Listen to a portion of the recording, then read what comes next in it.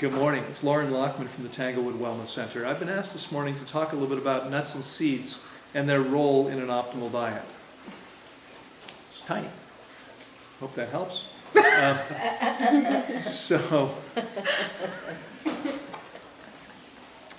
Nuts and seeds, I think they're seriously misunderstood because they're widely lauded for the fact that they contain lots of essential fatty acids and many beneficial nutrients.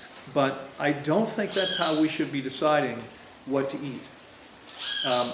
Because on that basis, it's the logical conclusion. In fact, there's at least one expert out there who tells people to eat based on nutrient density, eat the densest foods. Well, the foods that are densest with nutrients are often the foods that are the most difficult for us to digest. And so remember that like every other species, what makes sense to me is that like every other species, we have a natural dietary. That is a group of things that our bodies are actually naturally designed to be able to digest given our systems. The things that contain the most nutrients, if we can't digest them properly, they're not helping us very much. And nuts and seeds are exceptionally concentrated sources of fat. People think of them as high protein sources. They're not necessarily so high in protein, higher than most fruit, but not nearly as high as some other things, including meat and leafy greens. As a percentage of calories, nothing's higher than leafy greens. When you're eating nuts and seeds, what you're getting primarily is concentrated fat. Now, first of all, do we need fat? Yeah. Absolutely. Fat is essential. That's why they're called essential fatty acids. These are the fatty acids that our bodies cannot manufacture. We have to be consuming. However, or at least we have to be consuming. We can't manufacture them in the quantities that we need them, theoretically. That may or may not be the case, but that's the belief about them. So these are things we need to consume. But what you want to remember is that fatty acids occur in every single living cell. Because every single living cell contains fat. Okay, you can't have a cell membrane, a cell nucleus, without fat. Every cell nucleus is fat. So you're going to have fatty acids because that's what fats are made of, including the essential ones. And so many people think, in fact, this becomes challenging. And recently I've had someone challenging me on all kinds of things and pointing to videos by a man I've known for a long time named Dr. Michael Greger. Some of you might be familiar with nutritionfacts.org. Some very interesting stuff. And what Michael does is he talks about all of the latest studies on nutrition. He's a vegan and he's a staunch vegan advocate, so he's always looking at how he can promote the vegan diet as a result of the studies. But he's talking about these studies, and what I think he might be missing one small point, and that is that for instance, a study says that eating walnuts every day makes you as healthy as you can be. The healthiest people eat walnuts every single day. Well, who are they looking at in these studies? Average people. Average people eating a typical diet. So what the study really is saying is if you eat a standard diet and you add a small amount, because it's not a vast amount, that's not beneficial, but if you add a small amount of walnuts to a typical diet, you'll be much healthier. That in no way suggests that we're only going to be healthy if we're eating walnuts.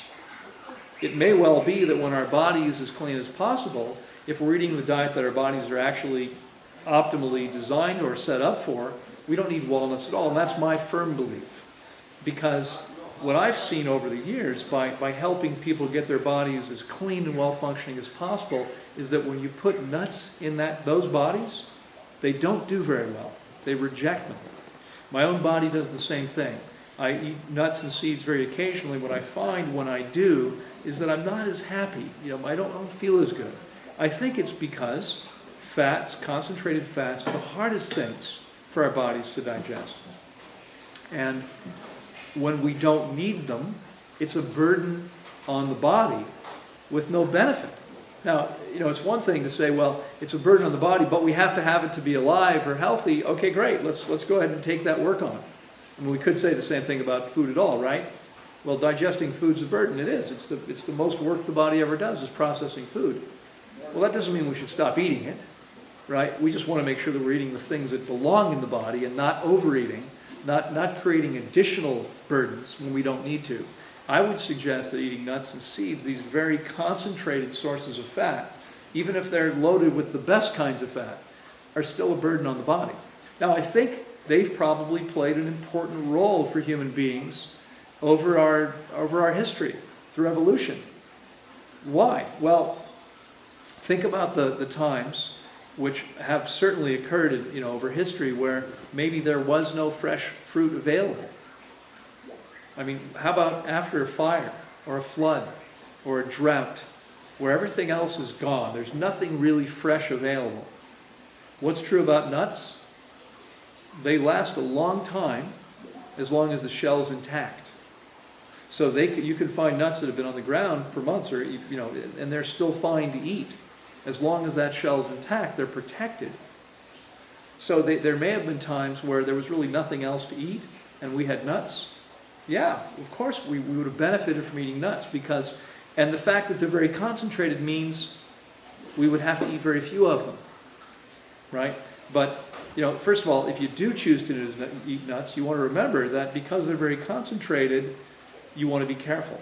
And something I've shared with you guys before, one of the questions I've always asked myself is, what would I do if I lived in the tropical jungle? Not in a building, but actually in the jungle.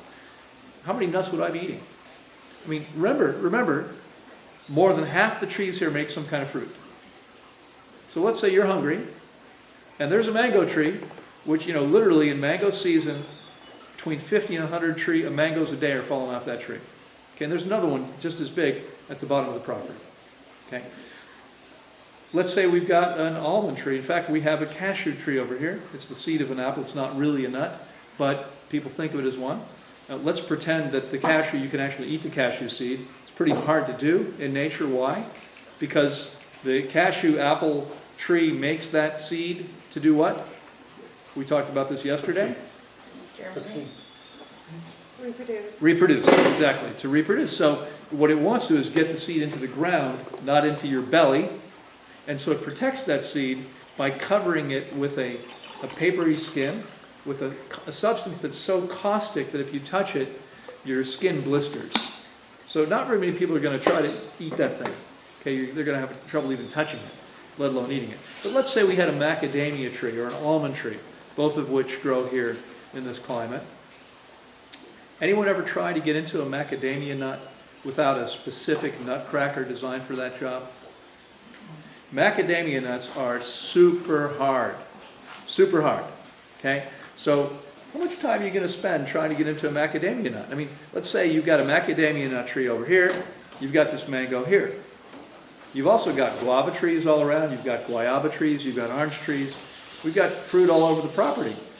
How much time will you spend trying to get into a little tiny nut that's hard as a rock when you've got all this other stuff that's much more readily available? I think the answer is, unless there was nothing else to eat, why would you bother? I wouldn't invest that time. I mean, maybe once to see what it was, I'd say, okay, well, that was tasty, but it's a lot of work. And in the time I spent getting into that one nut, I probably could have eaten 4 or 5 mangoes and been resting, been napping already, right? Enjoying a little siesta afterward. It's a lot of work to do for very little payoff, and I don't think it would happen in nature. Now, in nature, there's no bulk bin. I mean, you go to your market, and it's real easy to fill up a plastic bag with a pound or 10 of shelled nuts. And how many of you have had the experience of dramatically overeating on these things? It's easy to do, right? It's really easy to do because we don't have to encounter them one at a time. So if you want to eat nuts, what I would say is get them in their shells, and don't buy a nutcracker. Okay? Get them in their shells, and then go outside and find a couple rocks and have a good time. And you probably won't eat very many nuts, as would happen in nature. Okay? That's what would happen. We wouldn't be eating a lot of them. Seeds are different. And they're different because it's a different strategy. Let's back up a second. We talked about yesterday about how this, a couple times, I've talked about the fact that this mango tree as friendly as it looks, is not really thinking about our benefit. Right? It's not sitting up there going, look at those nice people. I'm going to make a bunch of tasty mangoes for them. I'm going to take a whole bunch of my energy, right, and make sugar so they can have a nice meal. That's not what it's doing. It's making those mangoes to get the seeds into the ground away from the tree. And every tree has to find some way to do the same thing. Now, there are lots of different strategies. How many of you are familiar with maple trees? Maple trees make those little helicopter, little dealies, right, that fly off in the wind. Now, there are cottonwood trees. Embed their seeds in a little cotton ball that flies off into the wind. There are other trees whose seeds stick to the fur of a squirrel or a chipmunk or some other animal. The idea is the same. The idea is to move the seed away from the tree. Okay? I call these SDD, seed distribution devices. There's lots of them. But there's nothing more successful than fruit in the right climate. Now, you're from the UK. We've got a couple of people here you're from Scotland. Lots of fruit trees in Scotland, right? Every other tree is a fruit tree, right? Of course not, because there's a very short growing season there. So it works in this climate where most trees make fruit because it's the best way to get your seeds moved. I mean, lots of species here are going to say, wow, that's great. Easy meal, don't have to work for it. And they often wind up taking the fruit somewhere else. It doesn't happen anywhere else. But in this climate where the growing season is all year long, it's the most popular solution. So the nut tree is thinking, well, maybe what I can do is instead of investing all of that energy in making sugar, I'll just make the seeds edible. Because the mango seeds, most fruit seeds, aren't edible.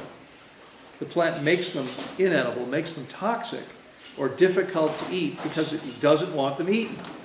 The nut tree said, well, maybe I could save a bunch of energy by not making fruit, and I'll lose some of the seeds by making the seeds edible. That's what a nut is. A nut is an edible seed. It's just a seed of a tree. But unlike the seeds of most trees, like fruiting trees are toxic, nuts are seeds that are actually edible. I grew up thinking, as many of you probably did, believing that squirrels were these incredibly forward-thinking, industrious animals that all summer long were planning for the winter. Right? How many of you heard this myth? Right? And they're thinking, it's going to be a long, cold winter. There might not be much food. I better go ahead and make provisions now. You guys have seen squirrels, right? I mean, their head is this big. How big do you think their brain is? Do you really think they're having this conversation with themselves? I believed this until I bought my first house in 1985, 30 years ago almost. And we had a black walnut tree in the backyard. And I had an office that faced out into the yard, and I noticed that all summer long, the squirrels were burying nuts, just as I'd been told. But I also noticed that all summer long, they were digging them up and eating them. They weren't saving them all for the winter. They weren't burying them to hide them for the winter. They were digging them up and eating them. I started thinking, what are they doing? What's going on here? Well, I already said to you guys that concentrated fats are the hardest of the macronutrients for our bodies to digest. And there's nothing more concentrated in terms of fat than nuts. There's nothing more difficult for our bodies to consume than a raw nut. Why is that? Well, that's because nature, in its wisdom, has protected every seed when it leaves the plant with enzyme inhibitors that prevent that seed from sprouting. So the enzymes are what make it active, give it life, right, essentially. But enzyme inhibitors prevent those enzymes from being activated until the right conditions are met. And it's pretty wild how well this works. When I was moving out of that first house, I replaced the kitchen maybe 3 years after I got there, 88, 89. I sold the house 8 years later. And as I'm packing up to move, I found a package of flower seeds that had been in the back of a kitchen drawer for like 7 or 8 years. So I took them outside, and I tore open the package, and I sprinkled them in the dirt, and I watered them. And guess what happened? And packaging the flower seeds, it said right in the package, expires. You know, it had an expiry date that was like a year later. I'm thinking, oh, nothing's probably going to happen. Guess what happened? A bunch of flowers came up. And I thought, I mean, you know, I don't know about you guys, I am constantly blown away by nature. Here these seeds have been sitting dry in a package for 7 or 8 years. How's life still there? I mean, they look like they're dead little things, don't they? And yet, you get life. Well, the enzymes are still there, they're still present, they're ready to do their job, but they're deactivated by these enzyme inhibitors. How do we get rid of them? What does that seed need to sprout? It needs 3 things. It needs darkness. Okay? It needs enough warmth. And it needs water. Now, the seeds were in the back of the kitchen drawer. Was it dark inside that package in the back of the drawer? Yeah. Was it warm enough? Yeah. But the enzyme inhibitors hadn't been washed off the seeds. There was no water. They weren't wet. As soon as they got wet, they sprouted. They germinated. Okay? So this is news to many people, but my guess is that squirrels and chipmunks get this. They know this. They understand that ungerminated nut seed is difficult to digest because the enzymes are inactive. So what squirrels and chipmunks are doing is, you know, you've probably heard, you want to take your nuts and soak them, right? I used to love this. The best straight question I ever got, I used to have fun at my lectures. Someone would always raise their hand and say, Loren, do you soak your nuts? I would say, it's kind of personal, isn't it? But because squirrels and chipmunks don't have little jars to put them in, they put them in the ground and they wait for them to get rained on. And then I think they smell them when they've germinated. And then they dig them up and eat them. And they do it all summer long. Okay? Now, do you think, I noticed something else. It was great because I really didn't have to do any work. I just sat there and looked out the window in the summer. It was cool.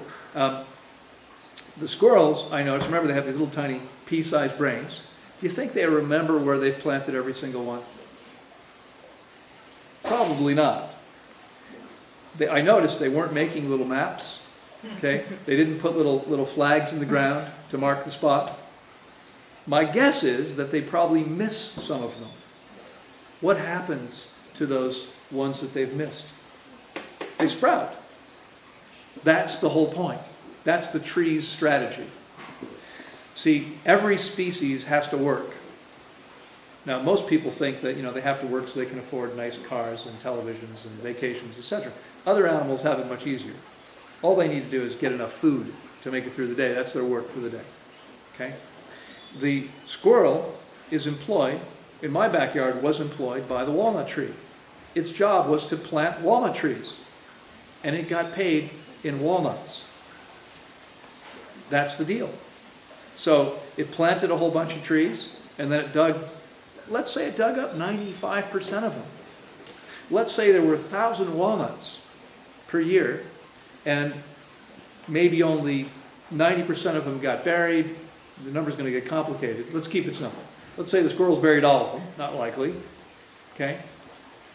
But only found 90% of them. Let's say they only found 99% of them. What does that mean? It means 10 walnut trees sprouted every year.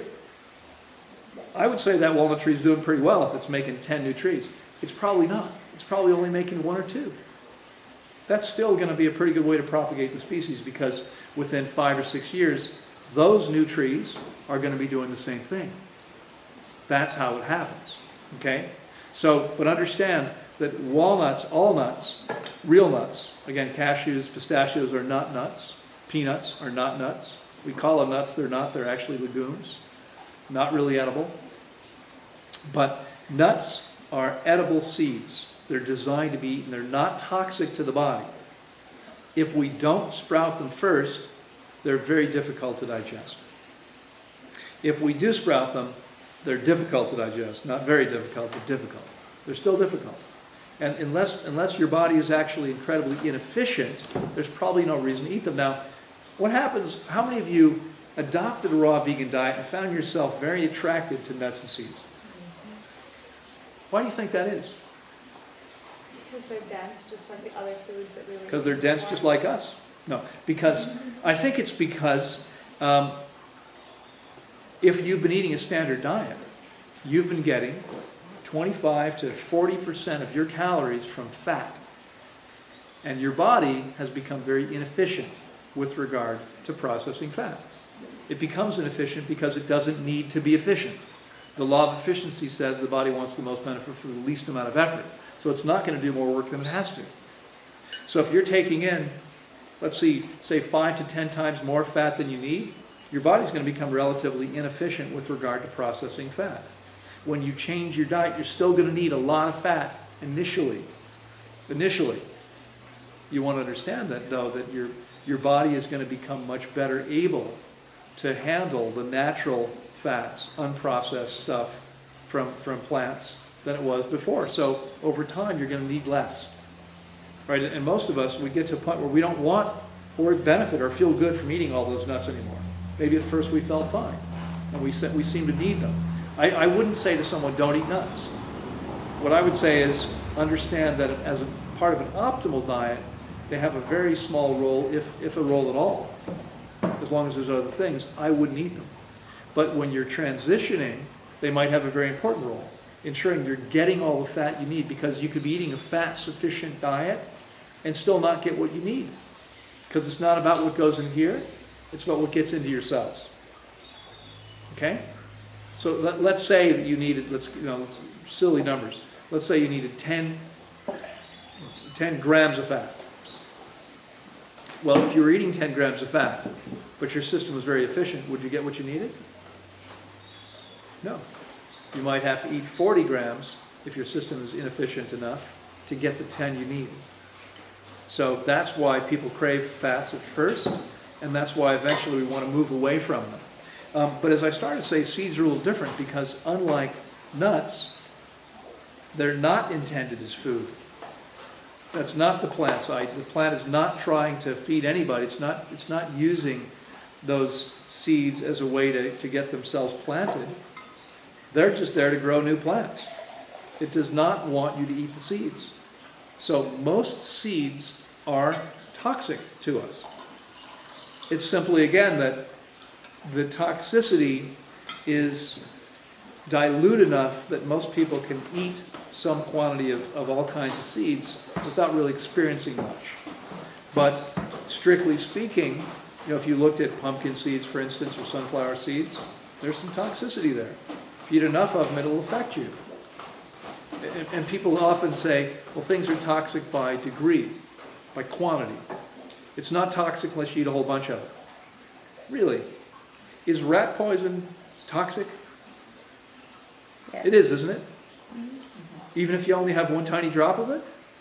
It's still toxic. It might not hurt you because your body might be able to metabolize it, but it doesn't make it any less toxic. The substance is toxic or it's not toxic. It has nothing to do with the quantity of it that you consume. Okay, so, again, if your goal is to create the highest level of health and vitality, you might want to avoid substances that are toxic to you at all, as much as you can. At least for now. When you get to a point where you're feeling and functioning phenomenally well, your body might be better able to occasionally deal with those bumps in the road, so to speak. Okay, but until you get to that point, it's only going to slow your progress down in getting there. So those of you that are working to overcome some serious issue, I wouldn't be consuming those things. Okay, I'd stay away from them. All right? I was asked to mention nut milks. Nut milks are like nuts, only wetter. Okay? A little joke. I mean, you're taking nuts and blending them up with water. Maybe you strain out the nuts. Some people do, some people don't. Either way, what you're getting is the same thing. I mean, is it easier to digest because you blended it? That's the belief people have. I don't think so.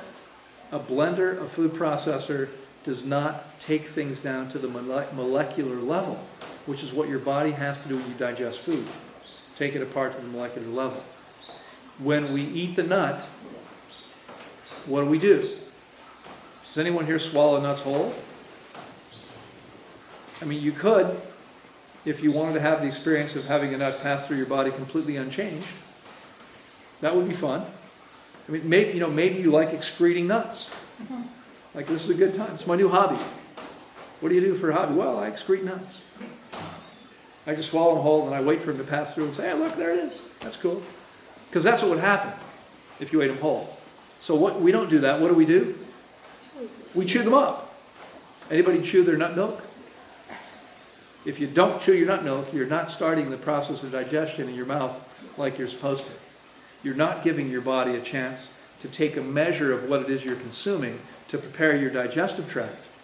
Your stomach for proper digestion, your digestive tract for proper absorption and assimilation. When you blend something up, you're ensuring that you do not digest it as well. Okay? I realize this is contrary, but remember, call me crazy, I don't think we're ever going to improve on nature. Anybody ever seen a nut milk tree? No. Okay, the best we can do, in my opinion, is to stick to whole foods. And ideally to whole foods that are high in water content, that we can easily digest, that don't create distress after we eat them. I mean, how many times do you eat something and feel bad to say, maybe that's not such a good idea? Well, for many people, the answer seems to be an infinite number of times, right? It doesn't matter, I can just go get some Rolaids, right? Isn't that what people do? I mean, remember, number one selling drug before Viagra, antacids. People constantly eat things that make them feel bad. But I would suggest it's because, again, we don't live in our bodies. Although you'd think if someone was really living in their heads, they might say, oh, let me think about this intellectually. Eat this, I feel bad every single time. Maybe I'll stop eating this. Of course, many people have digestive distress. It's common, and they don't think it's because they're not eating correctly. They simply think there's something wrong. Maybe they've got too much colon. If they've got ulcerative colitis or Crohn's disease, what medicine is going to suggest they do often is we'll just cut part of your colon out. You had too much. You're going to function better with less colon. Not likely. Okay. So, I think that the intelligent thing is, if we constantly eat something and we feel bad as a result, maybe we might want to stop eating it. Does that make sense to anybody else? Yeah? Okay. Now, again, remember, we talked about this yesterday. When we initially adopt an optimal diet, if we're used to consuming mostly processed stuff and animal products the way most people do, we're probably going to have some issues as a result of all the fiber. But that's different. If you've gotten past that and there's one particular thing you eat that constantly makes you feel bad, why would you keep eating that? Doesn't make sense to me. Anyway, I hope that's been helpful to you. I'll see you next time.